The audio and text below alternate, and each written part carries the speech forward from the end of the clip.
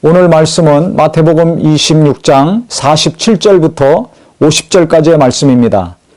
말씀하실 때 12 중에 하나인 유다가 왔는데 대제사장들과 백성의 장로들에게 파송된 큰 무리가 칼과 몽치를 가지고 그와 함께 하였더라. 예수를 파는 자가 그들에게 군호를 짜 이르되 내가 입맞추는 자가 그이니 그를 잡으라 한지라. 곧 예수께 나와 랍비여 안녕하시옵니까 하고 입을 맞추니 예수께서 이르시되 친구여 내가 무엇을 하려고 왔는지 행하라 하신대 이에 그들이 나와 예수께 손을 대어 잡는지라.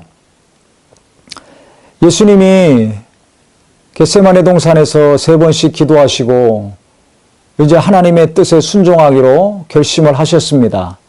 그리고 피곤해서 자는 제자들 깨우시고 이제 가자 했는데 그때 제자들하고 말씀하실 때 이 예수를 배신하고 팔았던 유다가 대제사장들과 백성의 장로들에게 파송된 큰 무리, 즉 군인들이죠. 이 군인들과 함께 왔습니다. 근데 칼과 몽치를 가지고 왔다고 했습니다. 로마 병사들 같이 온 거죠. 그 예수를 파는 자가 그들에게 군호를 짜 이르되 예수를 파는 자가 유다를 말하는데 성경은 예수를 파는 자로 기록을 하고 있습니다.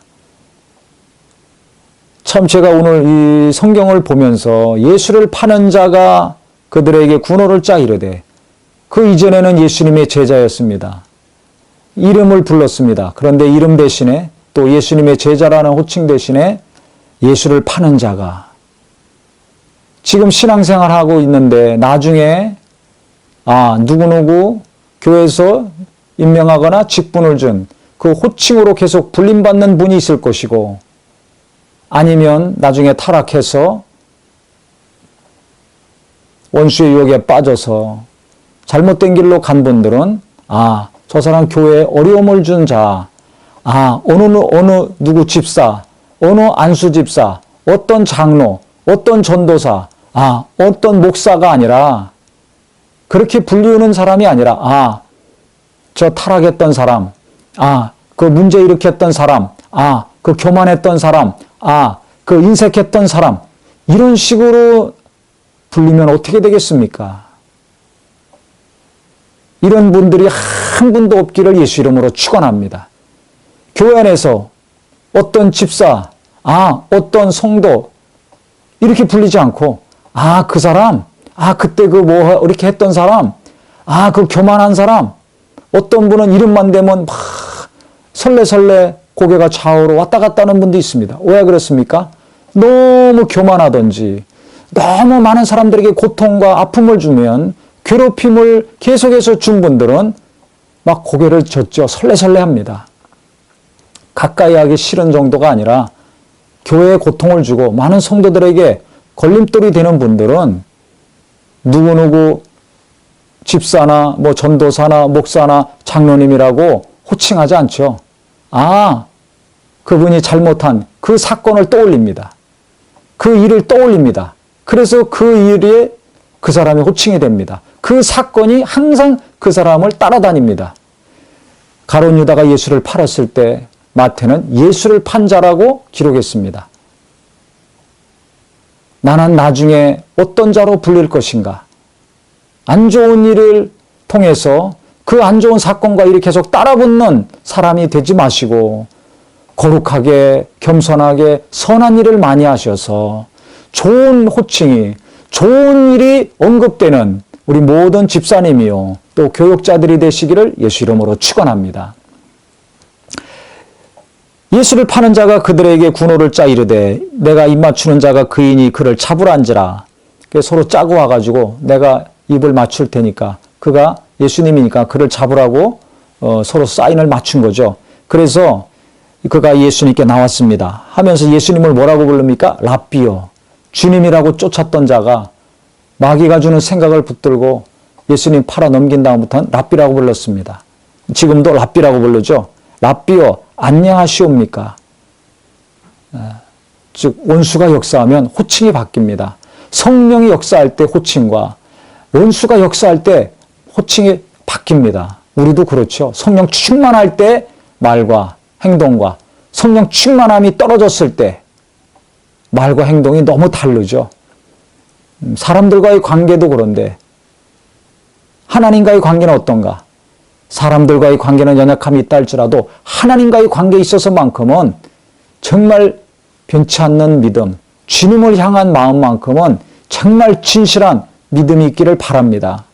그래서 가룟 유다가 예수님을 주님이라고 부르다가 랍비라고 선생님이라고 부른 것처럼 우리가 예수님한테만큼은 하나님 앞에서만큼은 변화없는 분이 되길 바랍니다. 그래야 사람들과의 관계도 변화없는 사람들이 될 것입니다. 그랬더니 예수님이 뭐라고 하셨습니까? 그때 충격받고 상처받고 흥분하지 않았습니다. 이 상황에서 무기를 들고서 수많은 무리들이 자기를 잡으러 오고 배신한 제자가 자기한테 와서 입맞추면서 랍비라고 호칭했을 때 예수님은 유다를 뭐라고 호칭하셨는가? 예수께서 이르시되 친구여 내가 무엇을 하려고 왔는지 행하라. 이에 그들이 나와 예수께 손을 대어 잡는지라 그랬습니다. 예수님은 유다를 친구여, 친구라고 불렀습니다. 저는 오늘 이 말씀을 묵상하면서 너무 큰 감동을 받았습니다. 자기를 배신하고 팔아먹고 주님이라고 부르다가 랍비라고 부르고 있는, 선생이라고 부르고 있는 유다를 예수님은 미워하지 않았습니다. 친구라고 불렀습니다. 예수님이 외식하면서 거짓으로 부른 호칭일까요? 아니죠. 예수님의 진실한 마음입니다. 자기를 팔은 배신자, 자기를 지금 잡으려고 온 이 자 앞에서 너는 나의 친구다. 뭘 의미합니까? 너는 나를 팔았지만, 너는 나를 배신했지만 나는 너를 배신하지 않는다. 나는 그 이전과 동일하게 너를 사랑한다. 이 깊은 뜻이 있는 것입니다. 우리는 조금만 자존심 상하고 조금만 손해보면 관계가 깨지고 그 사람에 대해서 안 좋게 말하고 흥분하고 씩씩거리고 상처받아서 괴로워하고 하지 않습니까? 그런데 이 상황에서 예수님은 친구라고 불렀습니다. 유다는 선생이라고 호칭하고 있는데 주님 주님 주님 그러다가 선생님이라고 호칭하고 있고 자기를 은삼십에 팔았고 그 다음에 군사들을 데리고 와가지고 지금 잡으러 왔는데 그 자를 예수님은 친구라고 부른 것입니다. 유다에 대한 마음과 생각은 그 이전이나 지금이나 변화가 없습니다. 불쌍히 여기셨을 거라고 저는 생각을 합니다. 진짜 예수님 믿는 사람이라면, 진짜 은혜 받는 사람이라면 내가 뭐라고 불러야 될 것인가? 아무리 그 사람이 나한테 안 좋게 했다 할지라도 그 사람을 나쁘게 얘기하거나 또 깎아내려서 호칭하는 일이 없기를 바랍니다. 그랬을 때도 사랑받고 존경받고 신뢰받는 성도가 될 수 있고 부모가 될 수 있고 목회자들이 될 수 있을 것입니다. 내게 고통과 아픔을 준 사람, 내가 그렇게 희생하고 기도해주고 정말 헌신적으로 도왔는데 뒤통수 때리거나 칼을 꽂은 사람들 있죠? 나는 그 사람들 어떻게 부르고 있습니까? 오늘 말씀을 통해서 친구여라고 불러진 못할 망정 안 좋게 언급하고 계속 가슴 아파하고 혈압이 올라가고 하는 것들은 없어지길 바랍니다.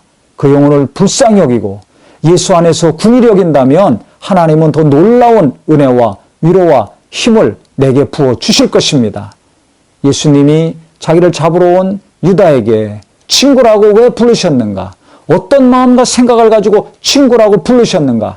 오늘 이 말씀을 깊이 묵상하셔서 나는 내게 고통과 아픔을 준 사람들 어떻게 생각할 것인가? 뭐라고 그들에게 호칭하고 어떤 말을 하고 다니는가? 내 자신을 돌아봐서 하나님이 기뻐하시는 입술, 하나님이 기뻐하시는 마음과 사려 깊은 생각이 되시기를 예수 이름으로 축원합니다.